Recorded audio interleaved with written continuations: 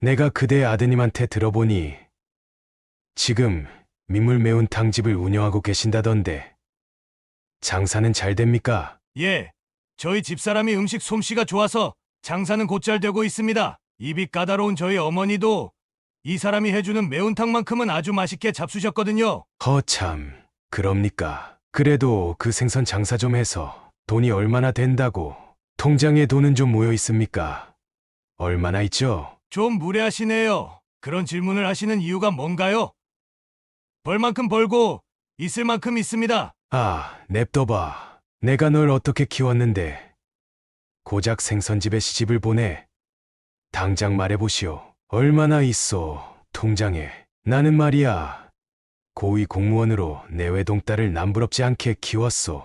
그래서 얘가 지금 대기업 다니면서 빵빵한 선자리가 줄줄이 서 있는데 갑자기 공무원이랑 결혼하고 싶다길래 어떤 집안의 아들놈인가 한번 보려고 왔소. 그런데 낯짝을 보니 영 신통치 않소. 뭐요? 사연을 듣고 난 후 각자의 의견을 댓글로 남겨주시기 바랍니다. 사소한 댓글이라도 사연자분에게 큰 힘이 될 수 있습니다. 각색될 수 있고 사연자분의 입장에서 구성될 수 있습니다. 임화국 씨는 어려서부터 엄한 집안 분위기에서 자랐습니다. 집안이 엄할 수밖에 없었던 이유는 그 집안이 대대로 나라시를 하던 집안이었기 때문이었습니다. 할아버지 때부터 나라의 녹을 받으며 생활했기에 그만큼 더 정직하고 엄격하게 살아야 한다는 할아버지의 신념으로 인해 집안은 대대로 엄했었습니다. 그리고 그 할아버지의 피를 진하게 물려받은 게 바로 그의 아버지였습니다. 아버지는 상당히 가부장적인 분이셨고 그의 어머니는 거기에 누구보다도 잘 맞추셨습니다. 성격이 보통 내기가 아니셨기 때문에 동네에서도 아주 유명하셨습니다. 화국 씨의 어머니는 부유한 친정과 고위 공무원 출신 시댁에 대한 자부심이 매우 컸습니다. 그녀는 늘 가족이 사회적으로 높은 위치에 있다는 것을 자랑스러워했고, 그로 인해 은근히 계층에 대한 차별을 내비치곤 했습니다. 어린 시절 그는 동네 친구들과 어울리며 놀곤 했습니다. 하지만 어머니는 항상 그의 친구들을 신경 썼습니다. 친구들이 화국 씨와 어울리는 것을 탐탁지 않게 여겼고, 그 이유는 친구들의 집안 배경이 화국 씨의 집과 비교했을 때 한참 못 미친다고 생각했기 때문이었습니다. 어느 날 화국 씨가 친구들과 놀고 집에 돌아왔을 때 어머니는 그를 부르며 이야기를 나누었습니다. 화구가, 잠깐 이리 와봐. 그는 천진난만하게 웃으며 어머니에게 달려갔습니다. 네. 어머니, 왜 그러세요? 그러나 어머니의 얼굴은 다소 굳어 있었습니다. 오늘 너랑 놀던 애들. 그 애들 집안이 어떤 줄 아냐? 넌 어울릴 친구를 잘 골라야 한다. 화국 씨는 어리둥절한 표정으로 어머니를 바라보며 물었습니다. 집안이요? 그냥 친구들이잖아요. 같이 놀면 재밌고 다들 착한 애들인데 왜 그러세요? 어머니는 깊은 한숨을 내쉬며 말을 이었습니다. 그 애들 중 하나는 아버지가 일용직이래. 다른 애는 어머니가 시장에서 물건을 파신다고 하고, 우리 집안은 그런 애들이랑 어울리기엔 너무 달라.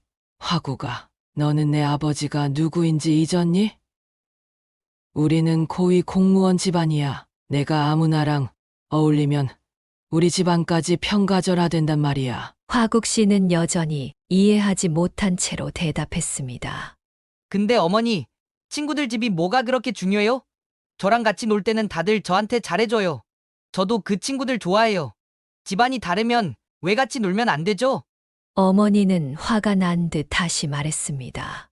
넌 아직 어려서 모르는 거야. 사람은 집안이 중요해. 내가 어떻게 자라느냐, 어떤 환경에서 자라느냐가 널 만드는 거야. 그리고 나중에 커서 그 애들이랑 어울리면 내 인생에도 나쁜 영향을 끼칠 수 있어. 화국 씨는 어머니의 말에 서운한 표정을 지었습니다. 그럼 저 친구들이랑 놀지 말라는 거예요? 어머니, 저는 그냥 같이 노는 게 좋고 친구들이랑 있을 때가 제일 즐거운데 그게 잘못된 건가요? 어머니는 고개를 저으며 단호하게 대답했습니다. 잘못된 건 아니지만 내가 조금 더 신중해야 한다는 거야. 우리 집안에 맞는 아이들과 어울리도록 해. 친구는 내가 앞으로 어떤 사람과 어울리느냐에 따라 달라지니까. 화국 씨는 씁쓸한 표정으로 고개를 끄덕였습니다. 하지만 어머니의 말을 이해하기 어려웠습니다. 그저 친구들과 어울리며 즐겁게 놀고 싶었던 어린 화국 씨에게는 집안이라는 기준이 너무 낯설고 멀게 느껴졌습니다. 어느 날 화국 씨는 친구들을 집에 데리고 놀러 왔습니다. 어머니는 처음에는 밝은 미소로 아이들을 맞이하며 그들이 재밌게 놀 수 있도록 간식을 준비해 주었습니다. 그녀는 아이들에게 친절하게 대하며 화국 씨에게도 따뜻한 미소를 보냈습니다. 얘들아, 간식 먹고 가라. 이렇게 와줘서 고맙다. 재밌게 놀고 있어. 어머니는 손수 준비한 간식을 테이블에 놓으며 아이들에게 권했습니다. 아이들은 간식을 먹으며 즐거워했고 어머니는 한동안 그 모습을 흐뭇하게 바라보았습니다. 그러나 얼마 지나지 않아 어머니는 슬쩍 아이들에게 물었습니다. 너희 부모님은 무슨 일을 하시니? 어머니의 물음에 아이들은 갑작스러운 질문에 잠시 당황했지만 순진한 마음으로 차례로 대답하기 시작했습니다. 저희 아버지는 건설 현장에서 일하십니다. 어머니는 집에서 쉬고 계세요. 우리 아빠는 택시를 몰아요. 엄마는 시장에서 물건을 팔아요. 화국 씨는 어머니가 이런 질문을 왜 하는지 직감적으로 알 수 있었습니다. 그는 어머니가 또다시 친구들의 집안에 대해 신경 쓰고 있다는 것을 깨닫고 속이 불편해졌습니다.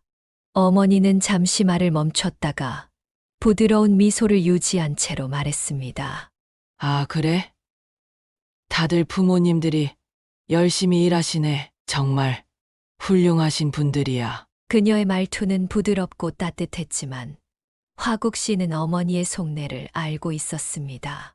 어머니는 겉으로는 칭찬을 했지만 마음속에서는 친구들의 부모님 직업을 걱정하고 있다는 것을 화국 씨는 느낄 수 있었습니다. 그녀의 말투는 여전히 따뜻하고 다정했지만 화국 씨는 어머니의 속마음을 눈치챘습니다. 어머니는 겉으로는 칭찬을 하고 있었지만 그 속에는 친구들의 부모님 직업에 대한 은근한 우려와 계층에 대한 차별이 숨어 있었습니다. 화국 씨는 어머니가 자신의 친구들을 집안 배경으로 판단하려는 것을 알고 있었기에 마음속에 불편함이 밀려왔습니다. 어머니는 아이들에게 더 이상 질문을 하지 않았습니다. 하지만 화국 씨는 그날의 어머니의 반응을 쉽게 잊을 수 없었습니다. 그가 어렸을 때부터 느껴왔던 어머니의 은근한 계층 의식은 이번에도 고스란히 드러났고 그로 인해 그는 마음이 무거웠습니다. 아이들이 간식을 다 먹고 다시 놀기 시작하자 화국 씨는 어머니가 주방으로 돌아가자마자 조용히 따라갔습니다. 그는 어머니와 눈을 마주치며 조심스럽게 말을 꺼냈습니다. 어머니, 친구들 부모님 직업 왜 물어보신 거예요? 어머니는 그 말을 듣고는 미소를 유지한 채 고개를 끄덕였습니다. 화구가 그냥 궁금해서 물어본 거야. 친구들 부모님이 어떤 일을 하시는지 알고 싶어서. 그러나 화국 씨는 어머니의 속뜻을 알았기에 답답한 마음을 감추지 못했습니다. 하지만 집안이 무슨 상관이 있어요? 저랑 친구들이랑 그냥 놀면 되는 거잖아요. 어머니는 깊은 한숨을 내쉬며 화국 씨를 바라봤습니다. 내가 매번 이야기하지 않았니? 넌 아직 어려서 모르는 거야, 화구가. 사람은 환경이 정말 중요해. 친구들이랑 노는 건 좋지만 그 아이들이 어떤 환경에서 자라났는지 아는 것도 중요하단다. 너는 우리 집안이 얼마나 좋은 환경인지 알고 있어야 해. 화국 씨는 어머니의 말에 더 이상 아무 말도 하지 못했습니다.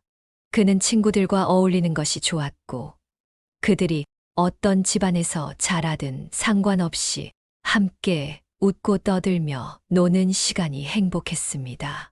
그러나 어머니에게는 그런 단순한 우정이 아닌 그들의 배경과 계층이 더 중요한 문제였습니다. 어머니는 다시 한번 아이들에게 돌아가 밝은 미소를 지으며 간식을 더 가져다 주었지만 화국 씨의 마음은 그날 내내 불편하게 남아 있었습니다. 하지만 언제나 어머니의 자랑거리였던 그는 한순간에 불효자가 되고 말았습니다. 그 이유는 그가 너무나도 가난한 집안의 여자와 결혼했기 때문이었습니다. 그는 아내와 자신이 자주 다니던 단골 식당에서 처음 만나게 되었습니다. 그때 당시 아내는 식당을 운영하던 사장님의 딸로 그곳에서 일을 돕고 있었습니다. 아내는 집이 가난하여 공부도 제대로 하지 못했고 할 수 있는 일이 없어 친정집에서 식당 일을 돕고 있었습니다. 그러나 그 모습이 그의 눈에는 너무나도 예뻐 보였습니다. 아내는 얼굴이 예쁘장한 편이었고 지금도 예쁘지만 처녀 때는 더욱 예뻤습니다. 그래서 그 식당에는 아내를 보기 위해 오는 남자들이 많았습니다. 그는 그중 한 사람이었지만 다른 남자들과 다른 점이 있었다면 그는 적극적으로 구애를 했다는 것이었습니다. 다른 몇몇 남자들도 용기 있게 구애를 하기도 했지만 결국 그녀의 마음을 차지한 건 그였습니다. 그는 아내의 얼굴을 보고 첫눈에 반했지만 시간이 지나면서 얼굴보다도 마음이 더 예쁜 여자라는 것을 알게 되었습니다. 허영심이 많았던 어머니와 비교되었고 어머니를 사랑하면서도 우리 엄마 같은 사람은 만나지 말아야지라는 생각을 늘 은연중에 하고 있었기 때문에 더더욱 아내가 사랑스러워 보였습니다. 그래서 그는 연애를 하고 결혼까지 강행했습니다. 사실 그는 결혼하기 전부터 어머니의 반응을 예상하고 있었습니다. 그래서 미리 아내에게 말을 했습니다.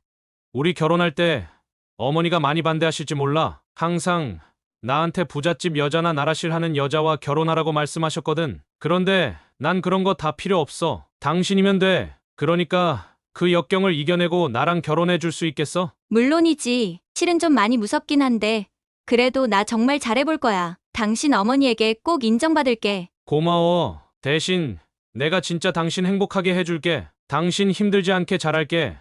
응, 난 그거면 돼요. 그에게는 아내의 말이 큰 위안이 되었고 그래서 용기 내어 부모님께 아내에 대해 말씀드릴 수 있었습니다.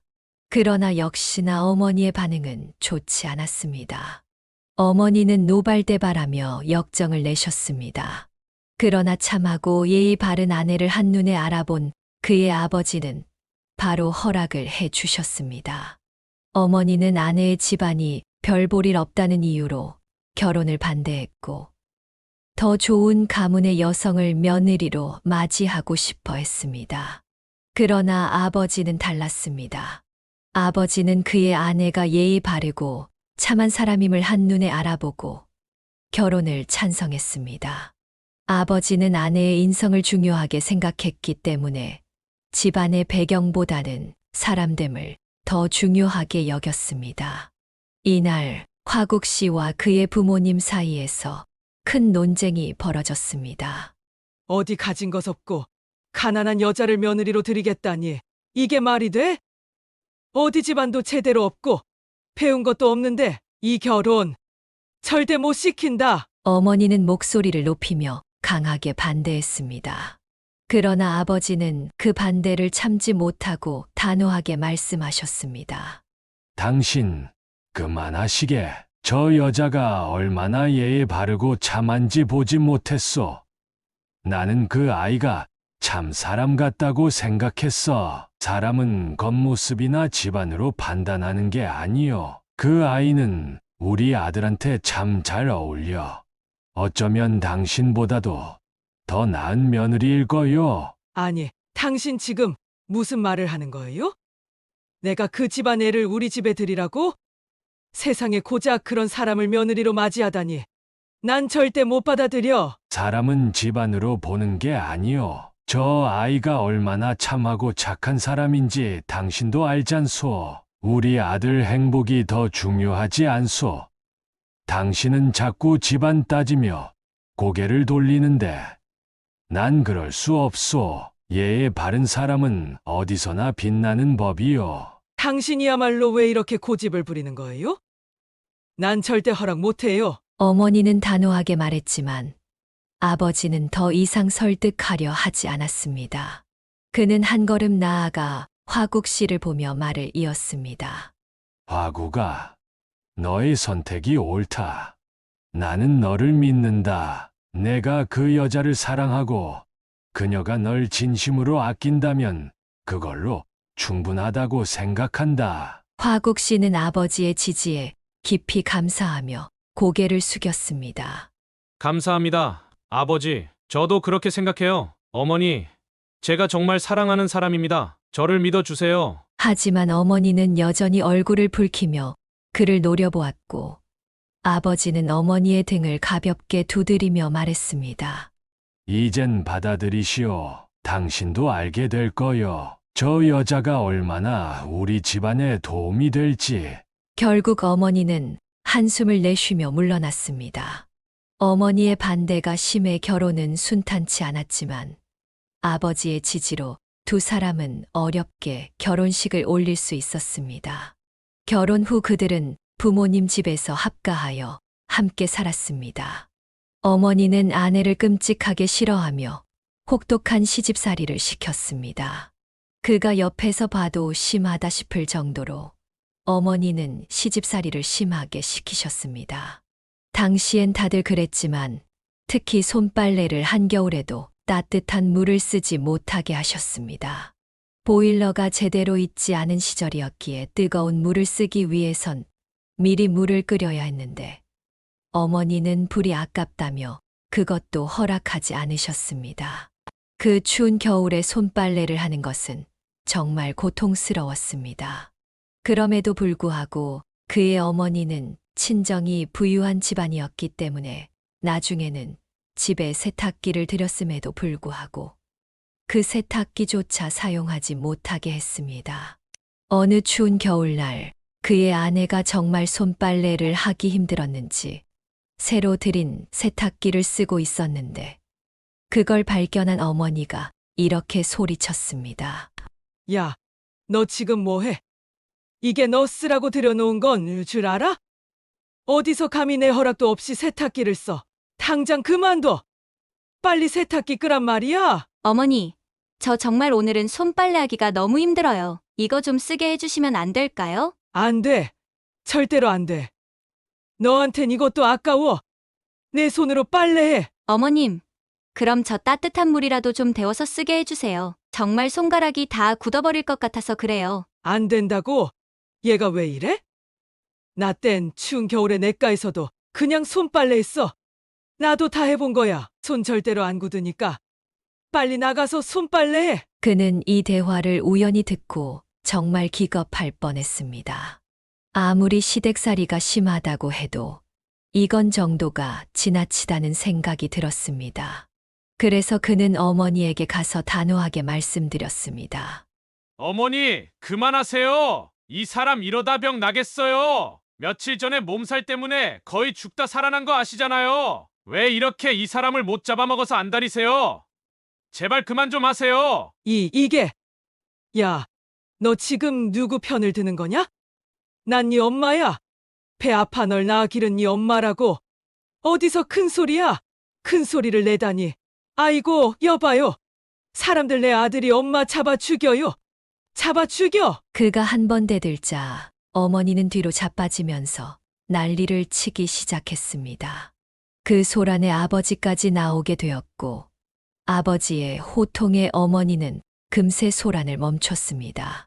그날 아버지는 아내에게 빨래도 하지 말라고 하셨고 아내는 그대로 안방으로 들어가 쉴 수 있었습니다. 이런 일들이 비일비재했습니다. 오히려 그렇게 한 번 난리통이 벌어진 후에는 어머니가 더 심하게 아내를 대하곤 했습니다. 그뿐만이 아니었습니다. 그의 집은 큰 집이었기 때문에 명절이나 제사 때가 되면 늘 그의 집에서 모였고 그 음식 준비를 아내가 거의 혼자 준비했습니다. 어머니에겐 다른 며느리들도 있었지만 그들 모두 부유한 집안 출신의 여식들이었기 때문에 어머니의 예쁨을 받았고 힘든 일을 하지 않았습니다. 그런데도 아내는 인상을 거의 찌푸리지 않았습니다.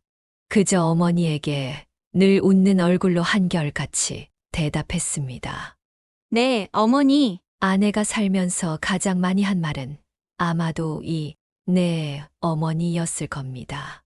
물론 가끔 힘들면 내색도 하곤 했지만 그것은 사람이기에 어쩔 수 없는 것이었습니다.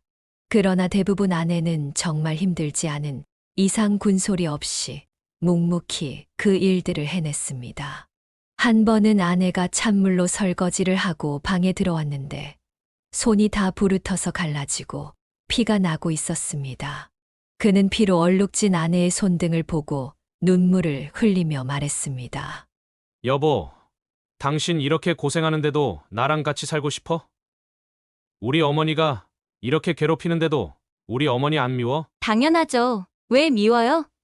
이미 각오하고 결혼한 거잖아요. 그리고 난 어머니 마음이 이해가 돼요. 당신이 얼마나 아깝겠어요. 이렇게 인물도 좋고 능력도 좋은 사람을 나 같은 사람한테 시집 보냈는데 난 다 이해해요. 내가 참 복이다. 당신 같은 사람이랑 결혼하다니. 나도 어머니랑 싸운다고 싸우는데도 도통 변하지 않으시니 내가 참 당신한테 면목이 없네. 아니에요. 난 당신이 내 편이 되어주는 것만으로도 고마워요. 당신이 어머니 몰래 따뜻한 물 데워다 주고 설거지도 도와주고 청소도 도와주는 걸로 난 충분해요. 게다가 내가 늦게까지 주방일 하다가 들어오면 이불까지 깔아놓고 기다리잖아요. 난 그걸로 됐어요. 이걸로 충분해요. 그가 생각해보면 지금 시대에는 이런 시집살이를 견디기 어려운 시대지만 그가 살던 당시에는 시댁살이가 심해도 참고 사는 경우가 많았습니다. 하지만 아내는 억지로 참는 사람이 아니었습니다. 진심으로 그의 부모를 공경하며 살았습니다. 그런데도 어머니는 아내의 마음을 몰라준 채 결혼하고 나서 10년이 넘는 시간 동안 아내를 그렇게 괴롭혔습니다. 그러다 어머니의 마음이 완전히 뒤바뀌는 계기가 생겼습니다. 그건 바로 어머니의 병이었습니다. 어머니는 췌장암에 걸렸습니다. 당시 암을 고치기란 매우 어려운 시대였고 특히 췌장암은 더 힘든 병이었습니다. 어머니는 속수무책으로 병상에 누워 계실 수밖에 없었고 시간이 흐를수록 대소변도 가리지 못하는 지경에 이르렀습니다. 그때 두 발 벗고 나선 사람이 바로 그의 아내였습니다. 그의 아내는 그 힘들다는 병수발을 혼자 다 들었습니다. 다른 며느리들은 따로 살고 있었기에 시어머니가 아프다는 소식에도 크게 신경 쓰지 않았습니다. 유일하게 그의 아내만이 어머니 곁에 딱 붙어서 대소변을 다 받아내고 어머니의 몸에서 냄새가 나지 않도록 하루에도 몇 번씩 수건으로 어머니의 몸을 닦아냈습니다. 그 모습은 그도 그의 아버지도 눈물 짓게 만들었으며 꼼짝없이 누워 병수발을 받는 어머니는 더 말할 것도 없었습니다. 어머니는 그저 하염없이 눈물만 흘릴 뿐이었습니다. 자신의 무기력함을 느끼며 동시에 아내에 대한 애증이 섞인 눈물이었습니다. 그렇게 병수발을 들다가 끝내 어머니는 돌아가셨습니다. 돌아가시기 전 어머니는 아내를 오열하게 만든 몇 마디를 하셨습니다. 아가, 너는 내가 안 밉냐? 왜 넌 한 번도 날 원망하는 말을 하지 않니? 왜 밉겠어요? 전 어머니 안 미워요. 물론 저도 사람인지라 당연히 힘들 때가 있었지만 그래도 전 어머니를 미워하거나 원망하지 않아요. 이미 다 각오하고 한 결혼이었으니까요. 저는 어머니와 함께하는 식사가 기다려질 만큼 어머님이 좋았어요. 늘 칭찬에 인색하셨지만 시래기국 드실 때마다 맛있다라고 해주시는 그 한마디가 저한텐 정말 큰 힘이었어요. 어머님, 더 오래 살아주세요. 몸도 마음도 힘드신 거 잘 알지만 그래도 제가 얼마든지 병수발 들 수 있으니까 더 오래만 살아주세요. 내가 왜 그랬을까? 이렇게 예쁜 너였는데 내가 왜 그렇게 모질게 했을까? 미안하다. 아가, 내가 어리석었어. 이 손, 이 거친 손, 이거 다 나 때문인데 내가 너한테 손 한 번 따뜻하게 잡아준 적이 없었구나. 정말 미안하다. 어리석은 날 용서해다오.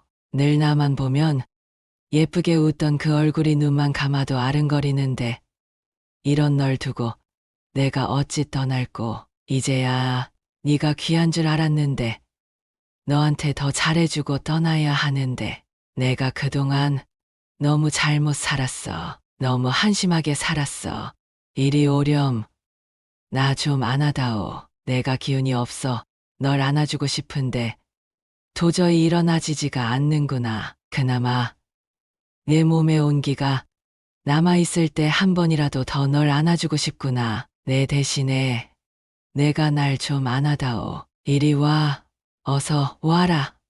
아가. 그의 아내는 누워있는 어머니를 꼭 껴안았습니다. 어머니는 없는 힘을 짜내어 엎드린 채로 자신을 안아주고 있던 아내의 등을 토닥여 주었습니다. 내 사랑하는 며느리, 고맙다. 정말 고마워. 그렇게 말씀하신 후 그의 어머니는 일주일도 채 안 돼서 돌아가셨습니다. 돌아가시는 순간까지도 그의 아내의 손을 꼭 잡고 계셨습니다. 늘 자랑스러워 하시던 그의 손보다도 어머니는 아내의 손을 더 꽉 잡으셨습니다. 어머니의 죽음은 모두에게 큰 슬픔을 안겨주었고 그의 아내는 누구보다도 힘든 시간을 보냈습니다. 그러면서도 아내는 홀로 남은 아버지까지 자신이 모셔야 한다며 끝까지 분가를 하지 않았습니다. 어머니가 돌아가신 후 얼마 되지 않아 아버지도 연이어 돌아가셨습니다. 그렇게 아버지까지 잘 보내드리고 나서야 그의 아내는 비로소 자유의 몸이 되어 누군가의 며느리가 아닌 온전히 그의 아내이자 아이들의 엄마로서의 삶을 살 수 있었습니다. 아버지가 돌아가신 이후 아버지가 물려주신 재산으로 새로운 거처로 이사를 할 수 있었고 가족은 더 가까워지고 더 애틋하게 지냈습니다. 그 후 아내는 민물 매운탕 식당을 차려 일을 시작했습니다.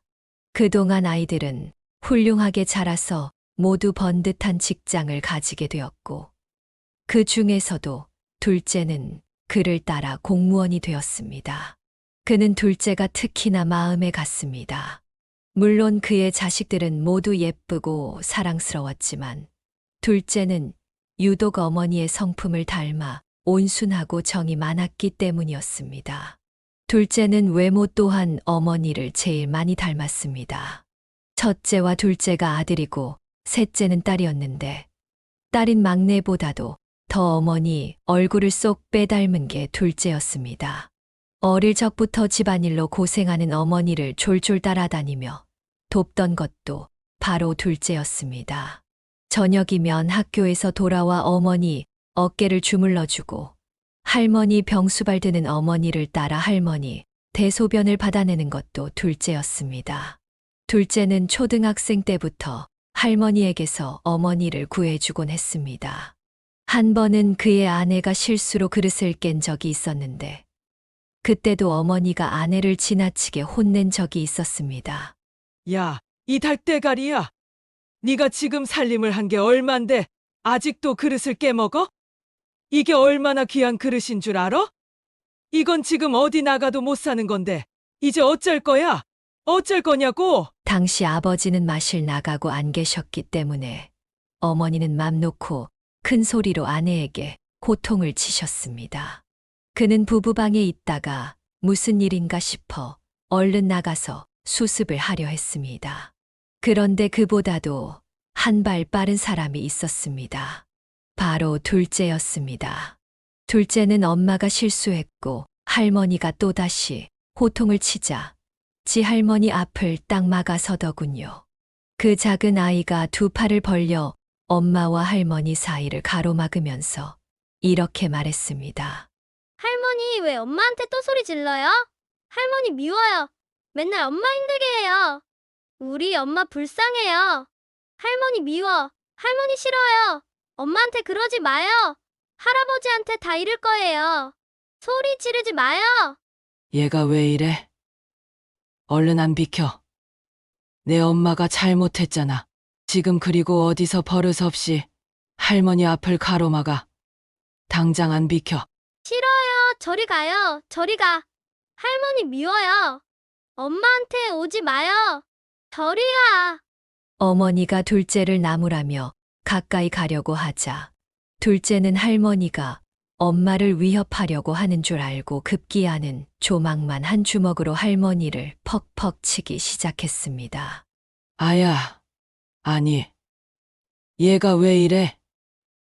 야, 왜 이래? 할미 아파. 오지 마. 할머니 오지 마. 저리 가.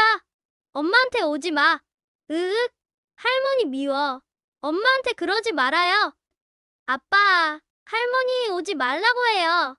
빨리요. 어머니는 둘째 손자가 경기를 일으킬 정도로 자신을 쳐대며 거부하자 순간 많이 당황하셨습니다. 그 역시 너무 놀라 얼른 가서 둘째를 안아 진정시켰습니다.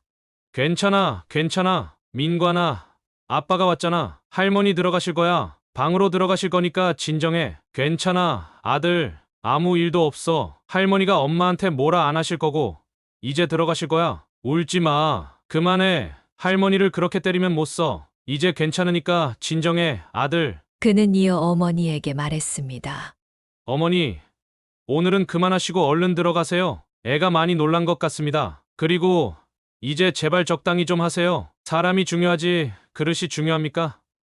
우리 집 그릇이 좀 무겁습니다. 그 무거운 그릇을 아침, 점심, 저녁으로 닦아내는데 손목이 버티겠냐고요? 이번 한 번 깨먹은 것만 해도 이 사람 정말 훌륭한 겁니다. 안 다친 게 어디입니까? 제발 그만하시고 들어가세요. 예.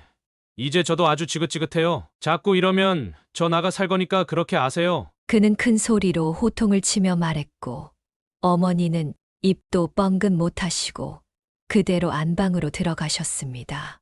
그날 그는 잔뜩 흥분해 힘들어하는 둘째를 품에 꼭 껴안고 잤습니다. 둘째 얼굴에 얼룩진 눈물을 보며 마음이 참으로 아팠습니다. 그리고 둘째를 안쓰러워하며 몇 시간이고 등을 토닥여 주던 아내의 손길을 보면서 당장 이 집을 나가야겠다는 생각까지 들었습니다.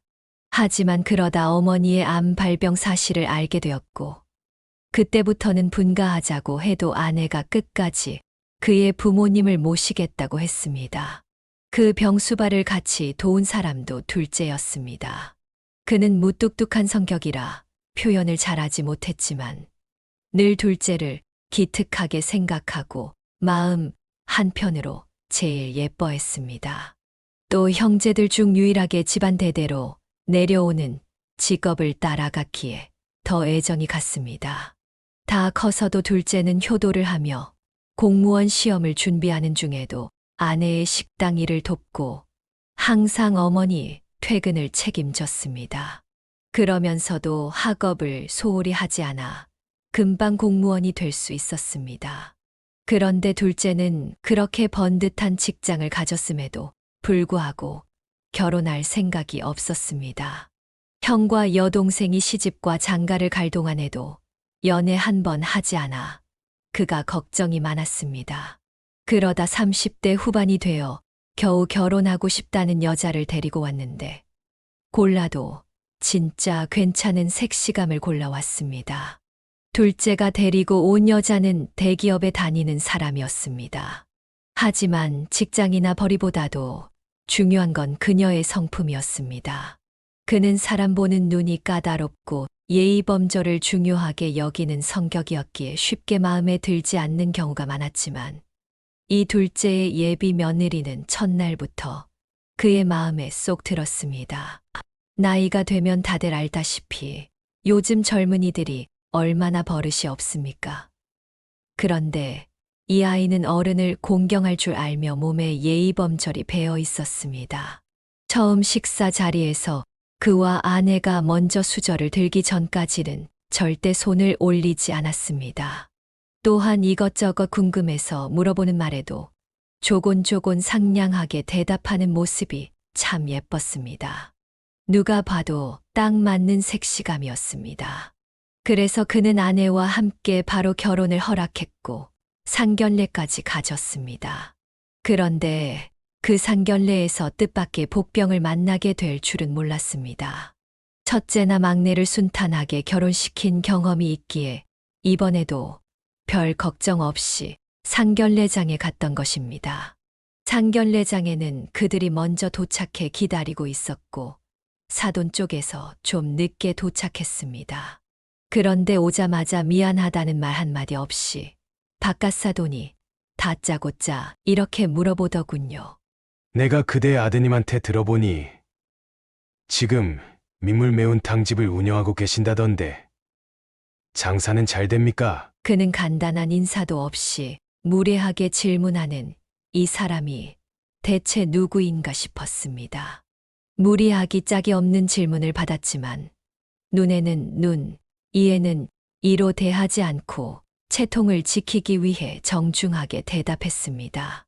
예, 저희 집사람이 음식 솜씨가 좋아서 장사는 곧잘 되고 있습니다. 입이 까다로운 저희 어머니도 이 사람이 해주는 매운탕만큼은 아주 맛있게 잡수셨거든요. 허참, 그럽니까? 그래도 그 생선 장사 좀 해서 돈이 얼마나 된다고 통장에 돈은 좀 모여 있습니까? 얼마나 있죠? 좀 무례하시네요. 그런 질문을 하시는 이유가 뭔가요? 벌 만큼 벌고 있을 만큼 있습니다. 그는 무례하기 짝이 없는 질문에 황당할 뿐이었습니다. 그런데 그 무례함에 놀란 건 그 혼자만이 아니었습니다. 안사돈과 예비 며느리까지도 당황해하며 지 아빠를 말리기 시작했습니다. 자기 딸이 팔을 붙들고 말리는데도 사돈은 개의치 않고 말했습니다. 아, 냅둬봐. 내가 널 어떻게 키웠는데 고작 생선집에 시집을 보내. 당장 말해보시오. 얼마나 있어, 통장에. 나는 말이야. 고위 공무원으로 내 외동딸을 남부럽지 않게 키웠소. 그래서 얘가 지금 대기업 다니면서 빵빵한 선자리가 줄줄이 서 있는데 갑자기 공무원이랑 결혼하고 싶다길래 어떤 집안의 아들놈인가 한번 보려고 왔소. 그런데 낯짝을 보니 영 신통치 않소. 뭐요? 솔직히 말해볼까요? 지금도 내 딸하고 결혼하고 싶어서 줄 서 있는 집안이 많소. 의사, 변호사, 세무사 그런 남자들이 쭉 깔렸는데 당신 같으면 그런 집안의 딸을 생선국 파는 구멍가게에 시집 보내고 싶겠소. 집안의 수준차가 나도 정도껏 나야지. 야, 이 양반아. 그래, 나 지금 통장에 300만 원 있다. 어쩔 거요? 말해보시오. 조망만 한 매운탕집 운영하면서 그래도 내 자식들 2명 시집 장가 잘만 보냈소. 왜 이래? 뭐? 300만 원? 내가 참 기가 막혀서 지금 고작 300만 원 가지고 감히 내 딸을 넘본다는 거요? 절대로 안 되지. 이 결혼 난 절대로 못 시켜. 내 딸 그쪽 집안에 절대 안 보낼 테니 그렇게 하시오. 야, 이 양반아. 나도 그딴 집안에 내 아들 장가 안 보내. 이봐, 고위 공무원으로 퇴직했다고? 남의 업적으론 퇴직했겠지? 이 자식아, 너 이름 대. 나도 고위 공무원으로 있다가 퇴직한 사람이야. 지금도 모임 나가면 과거 장관, 차관 출신들이 다 쫙 깔려 있다고. 너 아주 혼쭐을 내줘야겠구먼. 딱 보니 나보다 어린 놈 같은데 이름 뭐야? 대봐. 너 혼쭐 좀 나야겠다. 뭐야? 당신이 고위 공무원이었다고?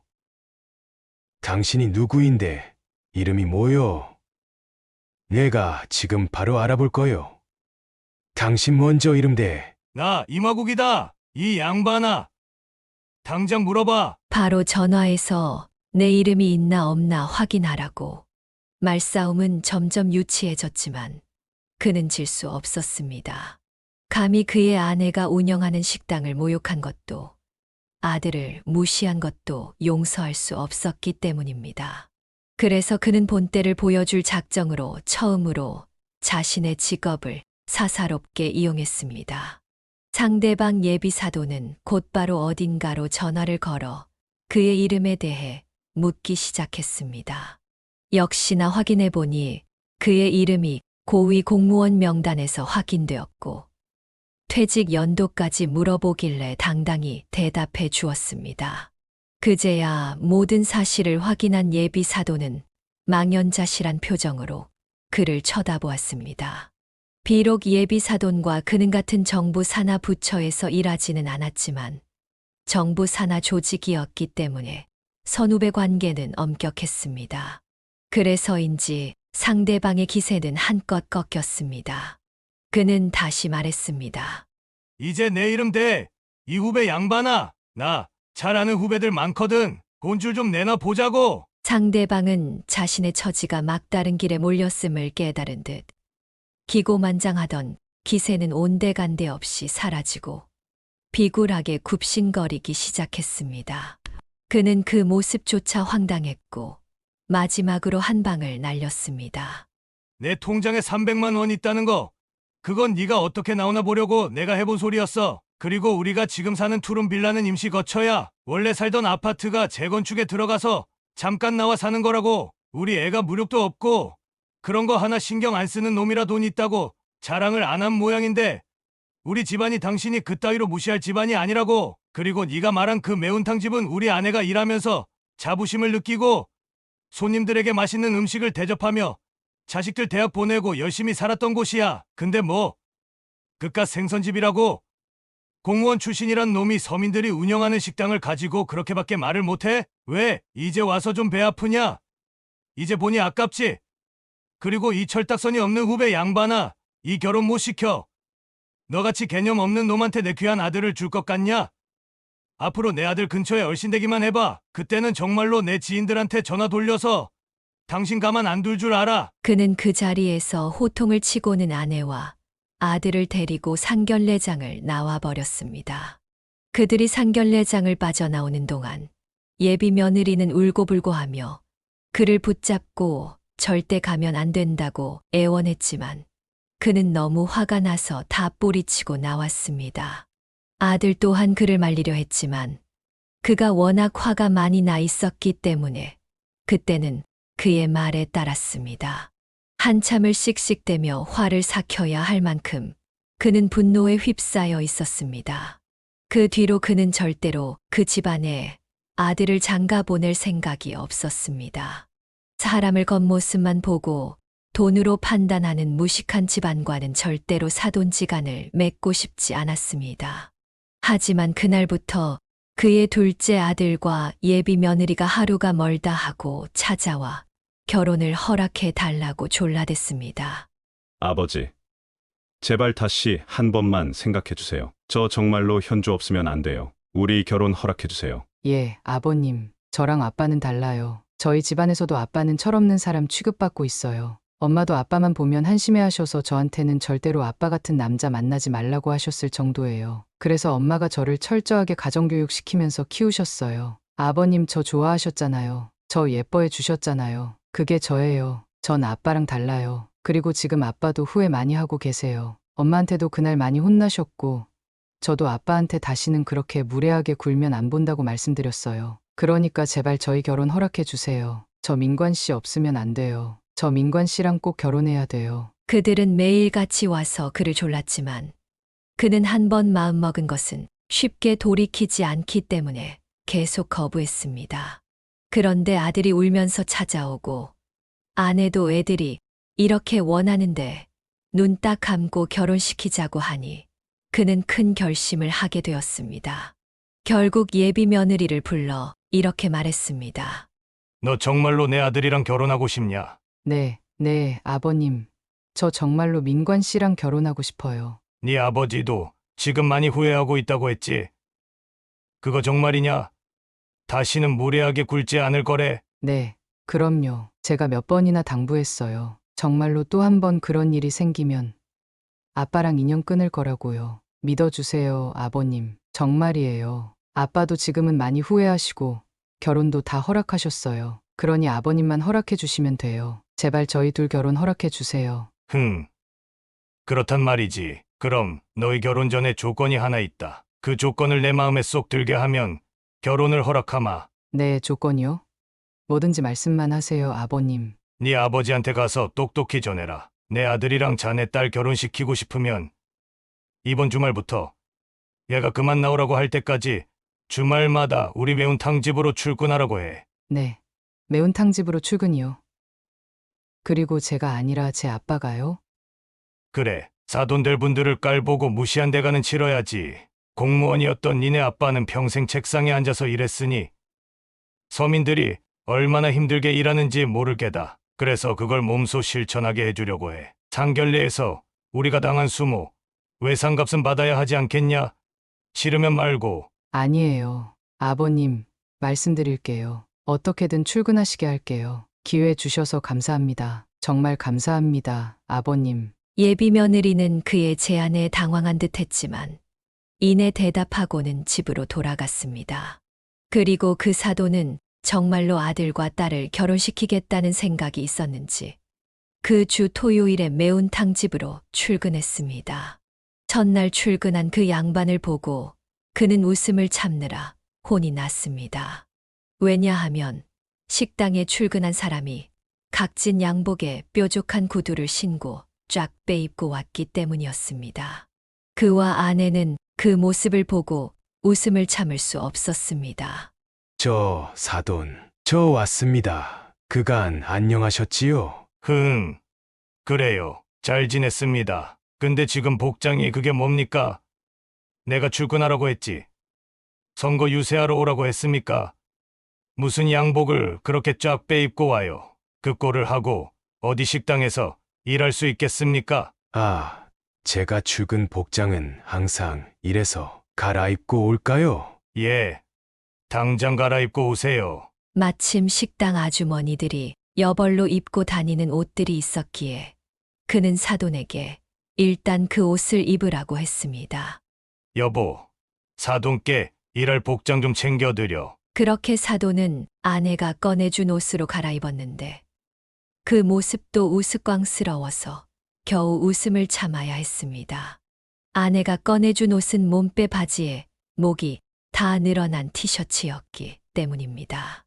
영락없는 시골 촌놈 복장이었고 그 모습을 보며 한참 웃음을 참아야 했지만 그래도 사돈이 그걸 입고 나오는 걸 보니 진심으로 내 아들과 결혼을 시킬 마음이 있나 보다 싶었습니다. 하지만 그는 그렇게 쉽게 넘길 사람이 아니었습니다.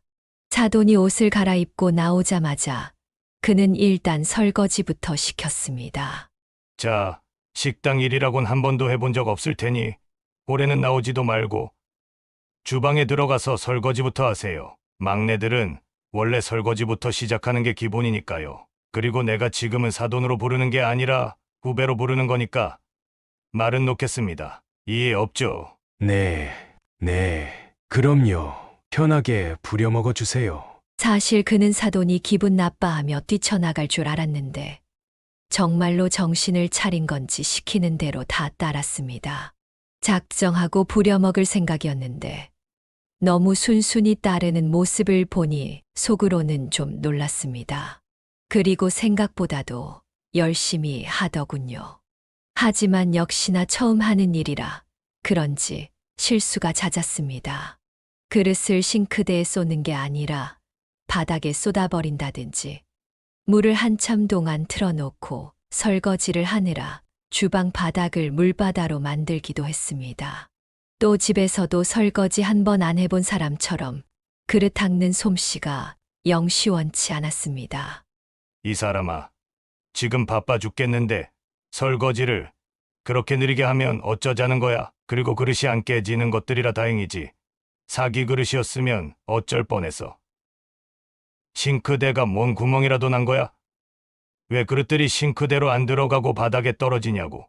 똑바로 해. 자, 사돈, 저 허리가 너무 아픕니다. 이런 일 처음 해보는데 정말 너무 어렵고 힘듭니다. 사돈, 돈이 쉽게 벌리는 줄 알았소. 사무실에서 서류 몇 장 넘기면서 일하는 게 다인 줄 알았겠지. 당신, 고위 공무원직을 하면서 국민들이 어떻게 사는지 생각은 해봤소. 돌아보긴 했어. 다들 이렇게 산다고. 우리 국민들은 평생을 이렇게 사는 사람이 많다고. 그런데 지금 고작 몇 시간 일했다고 죽는 소리를 해? 빨리 다시 설거지해. 예, 알겠습니다. 아내는 그에게 적당히 하라고 말리며 저러다 도망가게 될 거라 했지만 그는 이번에 제대로 알려주고 싶었습니다. 국민들 중에는 단 한 사람도 무시할 만한 사람이 없고 모두가 힘들게 돈을 벌며 살아간다는 것을 깨닫게 해주고 싶었습니다. 이건 그의 할아버지 때부터 늘 입버릇처럼 하시던 말씀이었고 아버지도 마찬가지였습니다. 그래서 그는 이번 기회에 제대로 가르쳐 주겠다는 생각으로 더 혹독하게 시켰습니다. 물론 이걸 이겨내지 못하면 그런 개념 없는 집안에 내 아들을 장가 보낼 생각은 없었으니까요. 그런데 의외로 사돈은 그의 혹독한 대우에도 잘 버티고 끝까지 일을 해냈습니다. 허리도 아프고 자존심도 상할 텐데 그가 보기에 참 의아할 정도였습니다. 그래서 그날 밤 식당 일을 모두 마감한 후 그는 사돈을 불러 다시 말했습니다. 어이, 구배, 오늘 나랑 술 한잔 합시다. 예, 사돈. 아내는 술상을 차려주고 퇴근했으며 그와 사돈은 둘이서만 이야기를 나누게 되었습니다. 오늘 하루 식당에서 일해보니 뭘 느꼈나? 예, 사돈이 힘들게 돈을 버신다는 걸 알게 되었습니다. 그렇지. 돈 버는 게 쉬운 일이 아니지. 그런데 그 힘든 일을 왜 꾸역꾸역 했는가? 안 하고 도망가도 됐을 텐데. 제가 여기서 도망가면 딸이랑 결혼 못하게 한다고 하셨지 않습니까? 어찌 도망가겠습니까? 제 딸이 저한테 신신당부했습니다. 어떻게든 버티라고.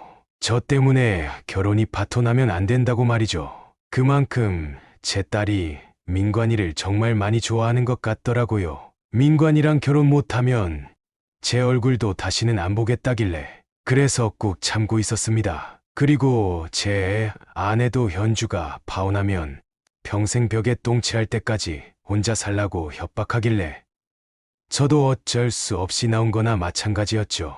단순히 자네 딸만 생각하고 그런 거야? 난 자네가 이번 기회에 다른 것도 좀 느꼈으면 했는데 말이야. 사돈의 의도를 압니다. 처음엔 몰랐지만 나중에 가니까 알겠더군요. 우리 국민들이 얼마나 힘들게 또 치열하게 살아가는지 보여주고 싶으셨던 거죠. 예, 사실은 저 몰랐습니다. 아니, 알 생각도 안 했던 것 같습니다. 저는 그저 좋은 집안에서 태어나 좋은 환경에서 공부만 하다가 대학 나와 공무원이 되었으니까요. 탄탄대로만 걸어왔던 저였기에 그런 걸 알 턱이 없었죠. 사돈은 솔직하게 자신의 생각을 털어놓았습니다. 그런데 사돈 덕분에 이번에 많이 배웠습니다. 자, 받아. 이게 뭡니까? 자네 일당 일세. 오늘 허리가 끊어질 정도로 일해서 번 돈이야. 어때? 이 돈 받고 평생 일할 수 있겠나? 아유, 아니요. 저는 못합니다. 너무 힘들어서 절대 못해요. 이제 알았지? 자네 안 사돈 될 사람. 내 아내는 평생을 이렇게 일했네. 우리 자식들을 위해서. 그런데 자네가 생선국 판다고 무시하지 않았나?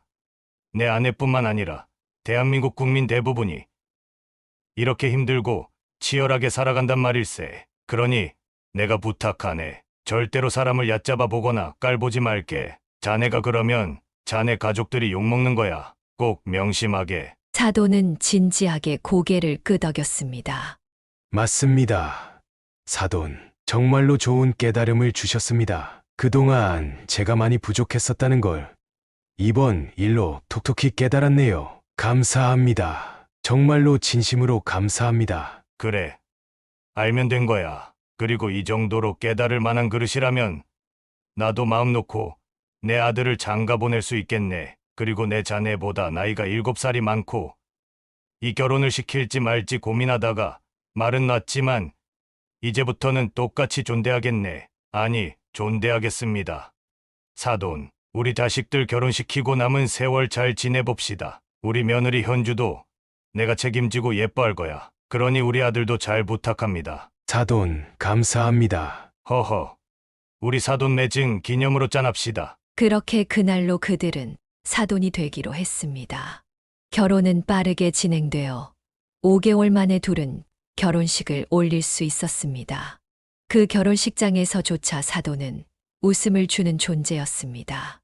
안 사돈은 가만히 있었는데 바깥 사돈이 펑펑 우는 바람에 결혼식장은 짠하면서도 웃음이 터져 나왔습니다. 그 모습에 가족들이나 하객들 모두 감동하면서도 웃음을 참지 못했습니다. 그가 생각하기에 아마 딸을 가진 모든 아버지들의 마음이 그러했을 것입니다. 그 이후로 그는 바깥 사돈과 더욱 돈독해져 가끔씩 술친구로 지내고 있습니다. 막상 친해지고 보니 오히려 그가 배울 점도 많았습니다. 요즘에는 함께 등산도 다니고 그가 좋아하는 낚시도 다니며 좋은 관계를 유지하고 있었습니다. 정말 사람 인연이 어떻게 될지 모르는 일이라고 생각했습니다. 그와 바깥 사돈이 이렇게 좋은 관계를 맺을 줄은 꿈에도 몰랐으니까요. 그렇게 그의 이야기는 마무리되었습니다. 여기까지가 임화국 씨의 사연이었습니다. 슬기롭게 대처하신 어르신의 지혜가 돋보입니다. 사연을 듣고 댓글을 남겨주시기 바랍니다. 사소한 의견일지라도 사연자분에게는 큰 힘이 됩니다. 노골적인 악성 댓글은 사연자분에게 상처가 될 수 있으니 삼가주시기 바랍니다.